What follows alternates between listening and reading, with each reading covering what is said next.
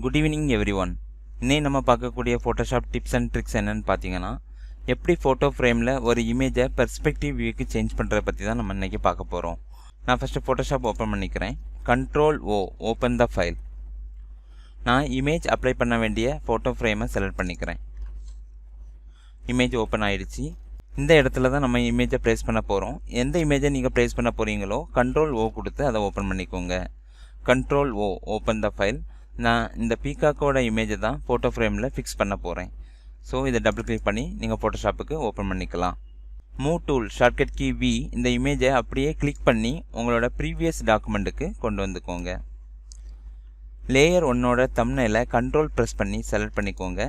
Then Ctrl+X cut. Then go to ஃபில்டரில் போயிட்டு vanishing point shortcut key Ctrl+Alt+V.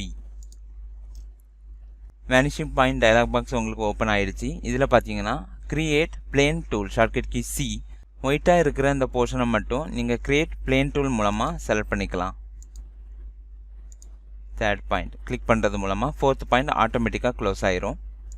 தென் already நம்ம copy பண்ணி வச்சுருக்கிற இமேஜை இந்த இடத்துல நம்ம பேஸ்ட் பண்ணணும். Ctrl+V paste. பீகாக்கோட இமேஜ் இதில் பேஸ்ட் ஆகிடுச்சு. தென் கிளிக் அண்ட் ட்ராக் பண்ணி நீங்கள் செலக்ட் பண்ணி வச்சுருக்க பிளேனுக்குள்ளே கொண்டு வந்துடுங்க. ஆட்டோமேட்டிக்காக நம்மளோட இமேஜ் பெர்ஸ்பெக்டிவ் வியூக்கு சேஞ்ச் ஆகிடுச்சு.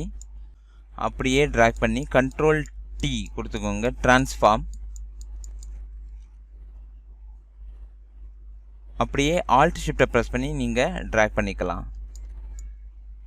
வெளியே கூட கொண்டு வந்துக்கலாம். அப்படியே ட்ராக் பண்ணிகிட்டே வாங்க. கரெக்டாக ஃப்ரேமுக்கு செட் ஆகிற சைஸுக்கு நீங்கள் சேஞ்ச் பண்ணிக்கலாம்.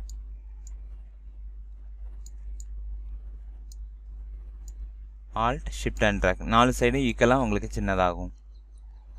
ஒரு சைடு மட்டும் இன்க்ரீஸ் பண்ணணும் அப்படின்னா ஷிஃப்ட்டை ப்ரெஸ் பண்ணி ட்ராக் பண்ணிக்கோங்க. இப்போ இமேஜ் நம்ம செலக்ட் பண்ண ஒயிட் போர்ஷனில் கரெக்டாக ஃபிக்ஸ் ஆகிடுச்சு. Then click okay. Then layer 1 double click பண்ணிவிட்டு பிளெண்டிங் ஆப்ஷனில் பார்த்தீங்கன்னா பாட்டத்தில் அண்டர்லைங் லேயர்னு ஒரு ஆப்ஷன் இருக்கும். அதில் 2 பாயிண்ட்ஸ் கொடுத்துருப்பாங்க. நீங்கள் ஆல்ட்டை ப்ரெஸ் பண்ணி ட்ராக் பண்ணுறது மூலமாக உங்களோட இமேஜை கரெக்டாக பேக்ரவுண்டில் இருக்கிற மாதிரி நீங்கள் ஃபிக்ஸ் பண்ணிக்கலாம். கரெக்டாக நீங்கள் அந்த வேல்யூவை மட்டும் அட்ஜஸ்ட் பண்ணிவிட்டு ஓகே கொடுத்துக்கலாம். இந்த டியூட்டோரியலில் எப்படி ஒரு இமேஜை ஃபோட்டோ ஃப்ரேமில் பெர்ஸ்பெக்டிவ் வியூக்கு சேஞ்ச் பண்ணுறதை பற்றி தான் பார்த்தோம்.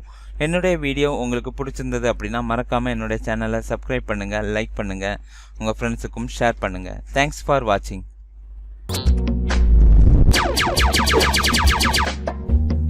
எங்கள் சேனல் உங்களுக்கு பிடிச்சிருந்துச்சுன்னா லைக் பண்ணுங்கள், ஷேர் பண்ணுங்கள், சப்ஸ்கிரைப் பண்ணுங்கள், பக்கத்தில் இருக்கிற பெல் ஐக்கானை கிளிக் பண்ணுங்கள்.